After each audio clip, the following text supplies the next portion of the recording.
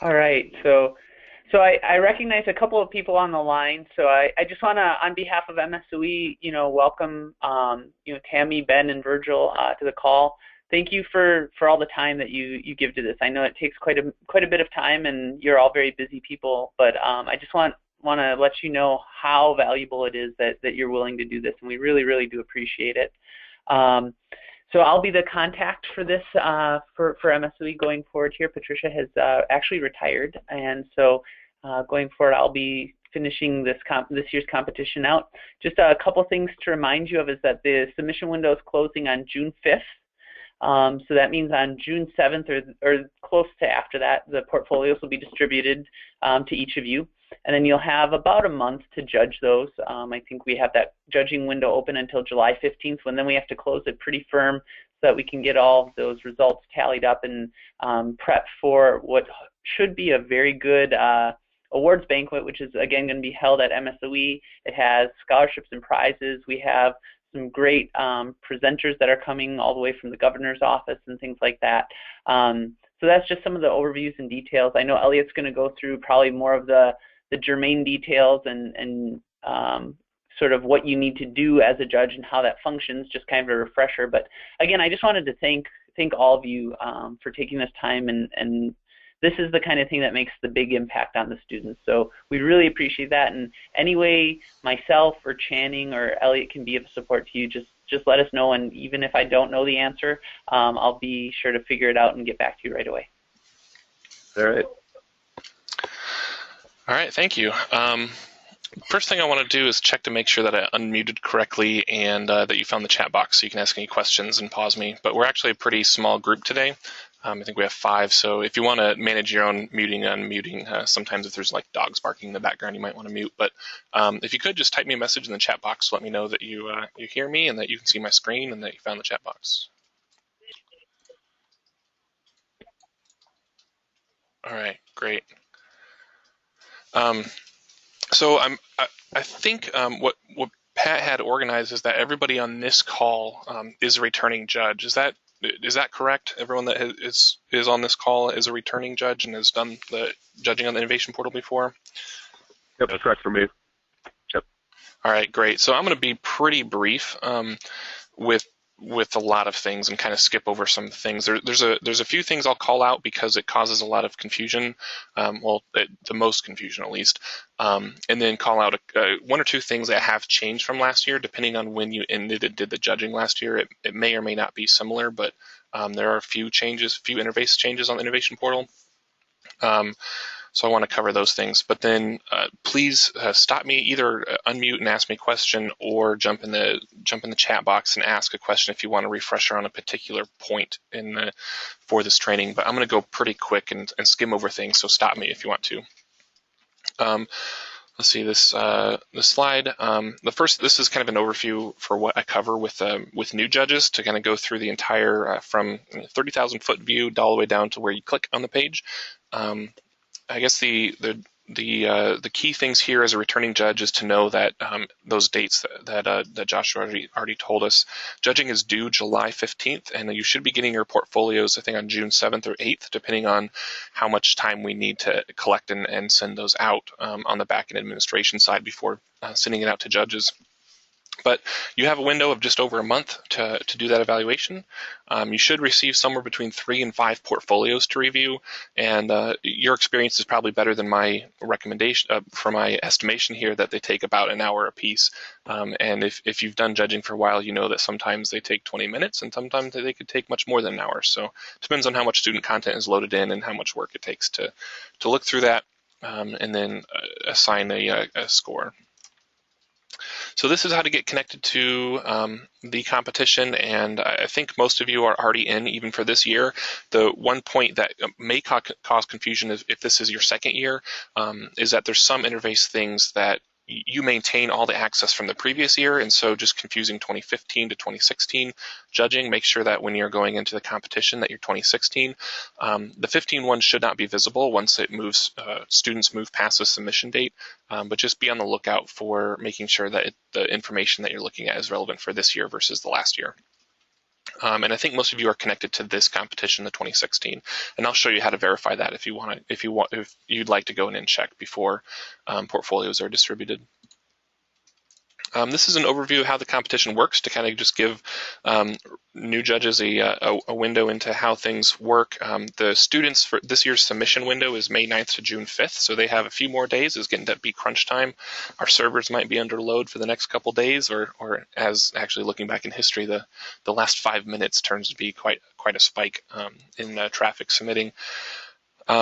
So this is just how it works. Students putting in their submissions in the competition and then using an automated random algorithm to distribute those out to judges.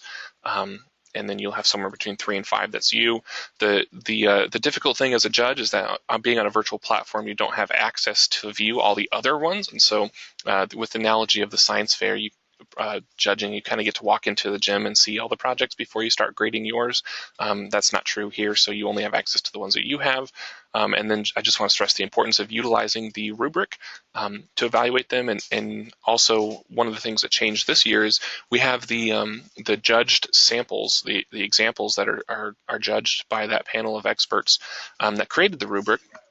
We have fleshed that out quite a bit, and so they're mostly available in all the different elements and all the different scores.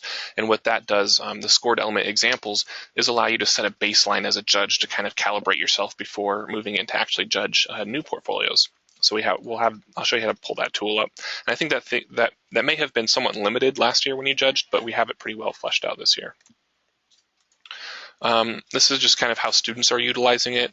One of the neat things about Project Mentors is, and you may have done this, is the exact same review process that you're doing inside the shell of a competition. Students have already done that with Project Mentors. So they've requested reviews. They may know someone in their network and ask them to review their portfolio, and then they do a review, score it, and do comments, and then they can modify their portfolio according to those mentor comments. That review process is the exact same interface that you'll be utilizing in the competition. The only difference is that you're doing it within the scope of a competition and assigning scores that are attached to prizes. They can submit to multiple competitions, and they can create multiple portfolios. And I'm going to pause here. These are 3 documents that you'll receive, but at this point, I'm going to jump into the innovation portal and just kind of click through real quickly. Again, please, if you want me to stop anywhere and address it more, let me know, because I'm going to go pretty quick because I'll assume that you've done this before. When you log in, this is the page that you come to, My Portfolios, navigation bar on the left. You may not have any portfolios if you haven't created one, but the innovation portal assumes most users want to go create a portfolio or edit a portfolio. You may have a big orange box here that asks you to do other functions. One thing that I do find is that judges don't really know where my notifications are. So every action that happens when you get assigned to be a judge or you get assigned student portfolios, you'll get a notification here. Each of these should also be a push email that goes to your email address associated with your innovation portal account.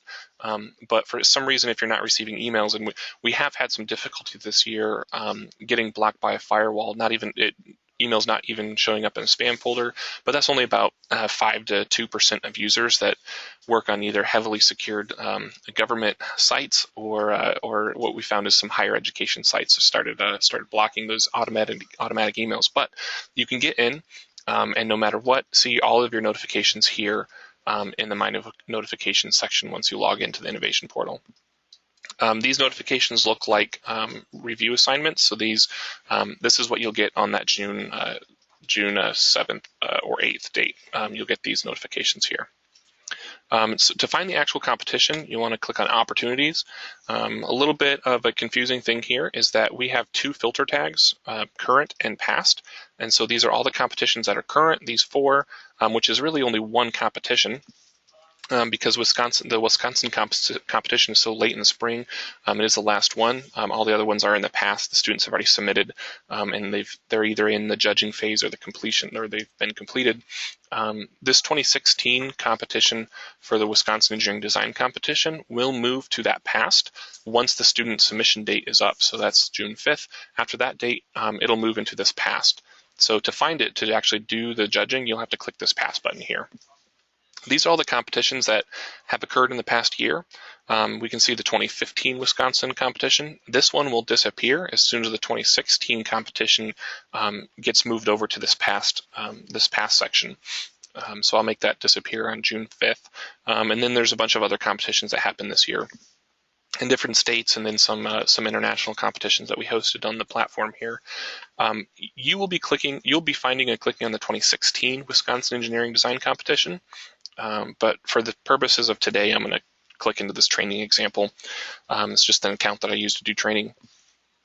This is the way you can verify that you're a judge. This blue bar on top here shows you that you have special access to this competition. In this case, this is what a judge interface looks like. This account that I'm on right now showing you it has judge access to this competition. There's not a whole lot of information loaded here, but the Wisconsin competition, you can actually look at this right now and take a look at the description and all the prizes and who's eligible, the structure, all of that specific information that students need to decide whether they want to submit and what it takes. But to find the reviews, once you get assigned them on the June 8th date, you can click reviews here, and you will have somewhere between 3 and 5 portfolios to review. This account, I've completed 19 of 21, so quite a bit more. And all that means for this account is that's how many demonstrations I've done, judge trainings this spring with this account. So you'll have a much lower number than I have here. If you scroll down to take a look at each one, this one is complete, so you don't have to do it. And you'd click this to look at the student content. If this says active, then it's to be completed. So let's scroll down and find an active one. Here we go. Bicycle helmet project. So we can go in and view the student work here. We start out on the cover page. There's no content to grade on the cover page. If we talk about these elements like a 3-ring binder, cover page is like that plastic slip in the front. So there's nothing to actually grade. Students can upload whatever they want though there. If you go to the first section that's actually gradable, looks like this one. They just put a PDF.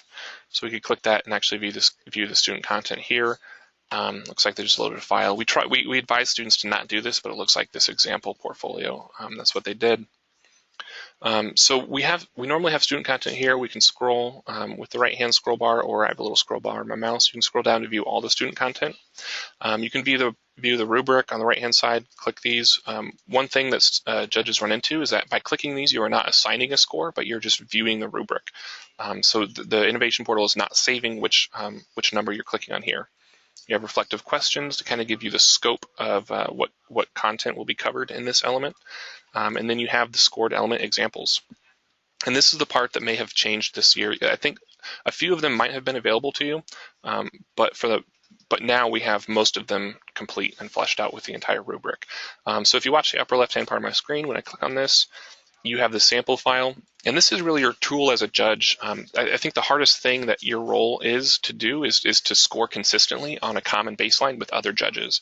So one of the objectives we have is to have a fair, even competition among all the students and it not depend on which judge that you get assigned.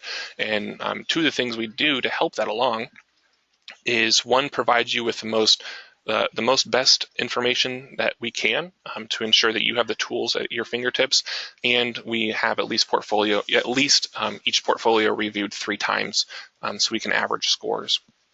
So this is one of those tools to make sure we have as many tools as possible to judges.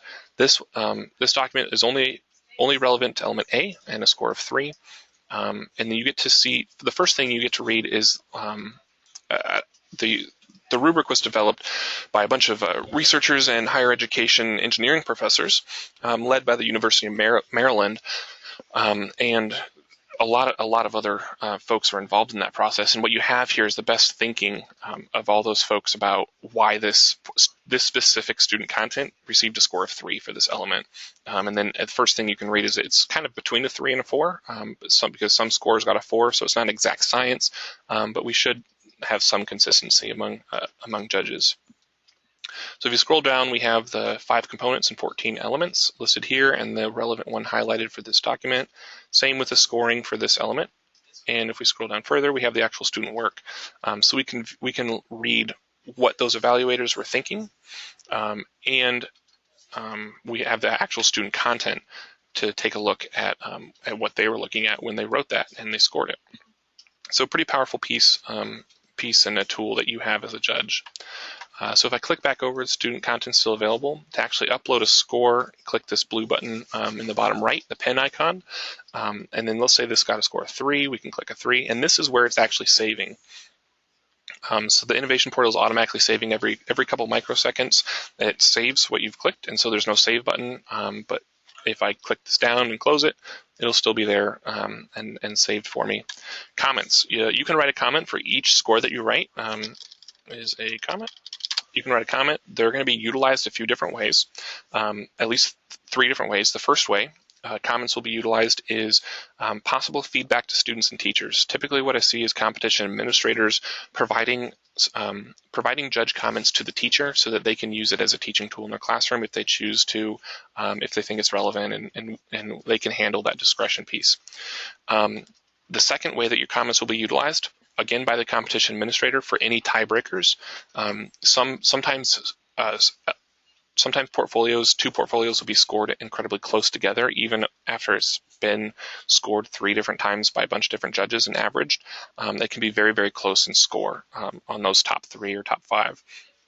And so in the case of a very close score, the competition administrator can utilize the comments to kind of break that tie to see whether it should have been graded a little bit higher or lower, or what the comments were on the judges.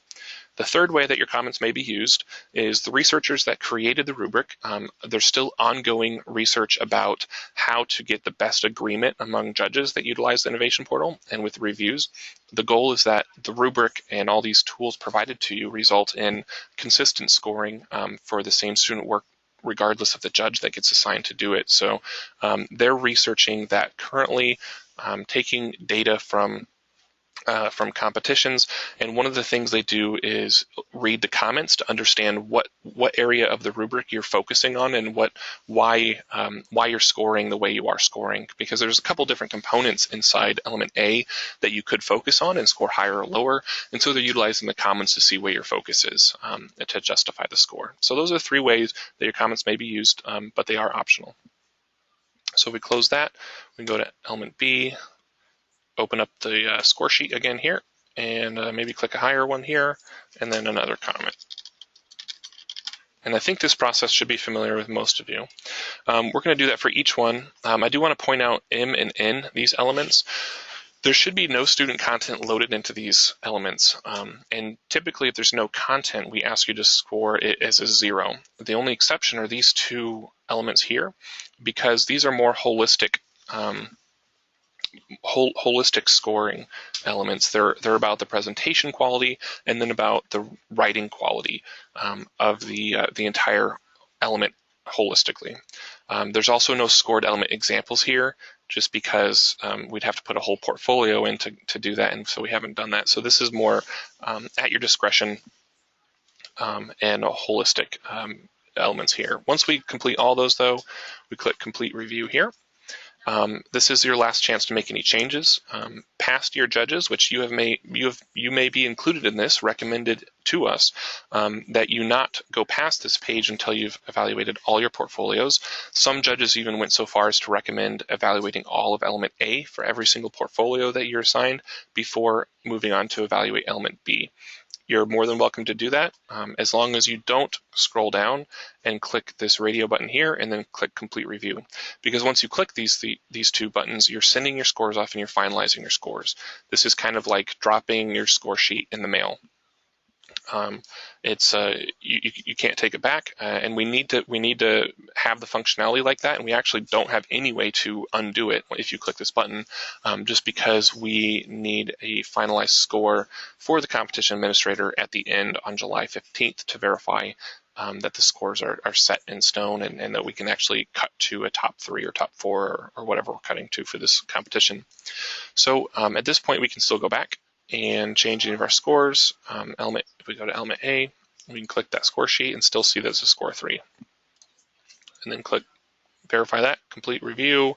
If you ever see any question mark here, that's maybe a signal to you that you forgot that one, skipped over it or something. So to go back and load a score, the system reads this as a 0.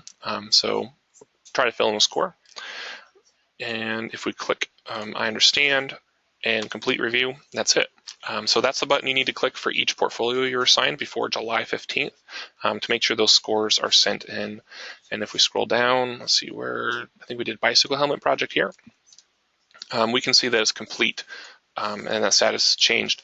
Now, if we notice on the left-hand sidebar, we're in the new navigation window, My Reviews. So this is one point that could be confusing for a second-year judge because this is all reviews that you have ever been assigned for your account.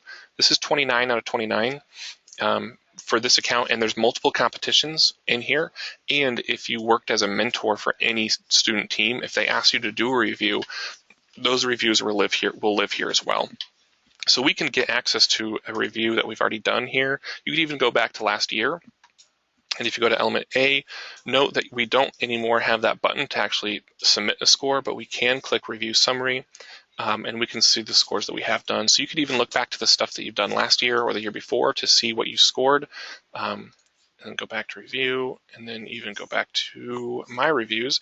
You can even see reviews that are not complete. In this page here, so this one is active, so I could go in and evaluate this one. I don't recommend using this interface though because it's very easy to click into the wrong competition, click into the 2015 competition. Like if we click this, we really have no indication for what competition this is for, which is on my list of things to change on the interface. But I do recommend going back to opportunities, especially for returning judges, clicking the pass button, finding the 2016 competition, clicking the training example for the purposes of today, reviews, and even though there's more clicks, it's a lot more clean to know what you've completed for this specific competition. We have completed 20 out of 21, and so we have one more active we could scroll down and try to find and complete. But that's pretty much it for the click through. I want to pause for any questions and see if there's anything else you want me to show you real quick.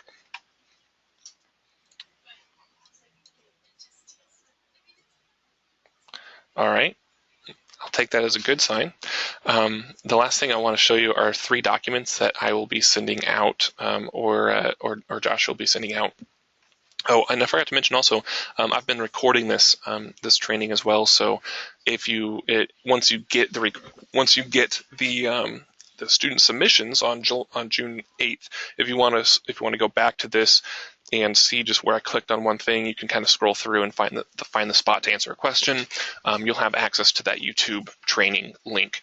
But you'll also have access to these 3 documents. The first one is a step-by-step guide. A PDF of kind of logging in and how to get access to portfolios. Second one are the reflective questions, kind of like a summary of the rubric that you're utilizing. And then the last one is the complete rubric, and we don't send this one prior to training because it's very long. You don't need to read it all the way through before doing an evaluation, but some judges have asked for it because you can keep this PDF document open maybe on another monitor or print it out and keep it separate, and then you won't have to utilize that sidebar to view the rubric. So it's kind of up to your choice, whatever you want to do, your preference. So we'll be sending that out. Are there any questions? I think I'm coming to an end here. I want to reiterate the thank you that Joshua said. It's hard. We don't get very many chances on a virtual platform to say thank you just because we don't get to see in person very often. But what you're doing is allowing the Wisconsin competition to exist and allowing an opportunity for some pretty neat recognition to students on a statewide level. It's taking that work they do in the classroom, expanding it way past that, and then allowing them some recognition and prizes and some pretty good opportunities. And this couldn't work without the judging work that you do. So I want to take the opportunity to say thank you. And with that, I'm done. Joshua, if you have any closing remarks, you can bring it to a close. Elliot, or Josh, this is Virgil. One thing that you might do or consider is giving the judges more feedback after the competition is closed. You know, I'd like to be able to see how the other 2 or 3 judges or 5 judges scored the same portfolio that I did. You know, did we all score them the same numbers, or did we do different? Maybe even allow me to see their comments to see if we picked up on the same things, or maybe they picked up on stuff that I didn't, and I should change my judging habits. That might add more consistency. Yeah, that's good. A good good thing.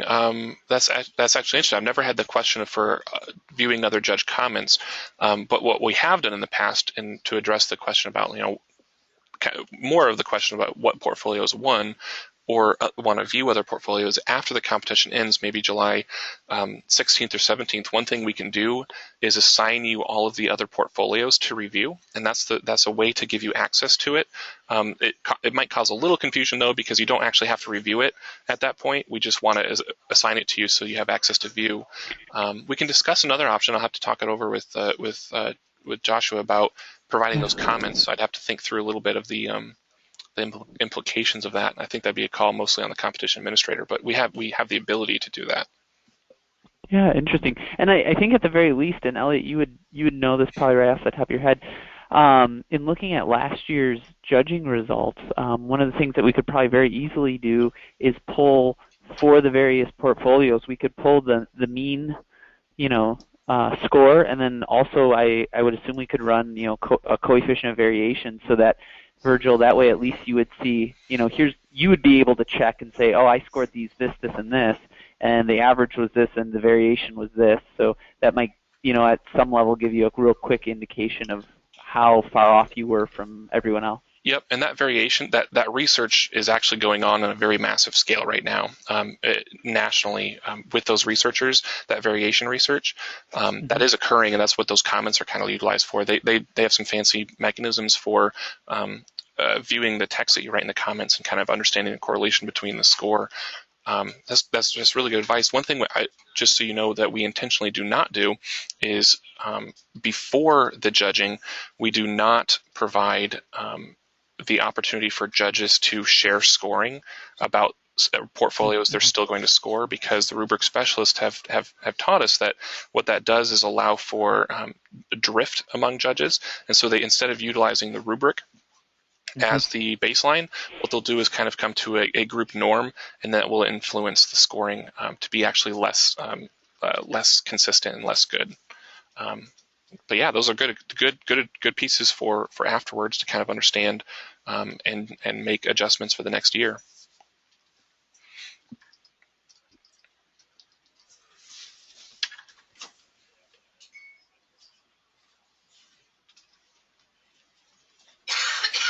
Great. Are there any other comments or questions? No, I think I'm good. I'm looking forward to it. All right. Well, I'm going to hang on the line here for a couple more minutes, but thank you for being here. And this is an official close of this training, and feel free to log off. But if you have any other questions, I can hang on the line for a minute or two. All right. Thank you.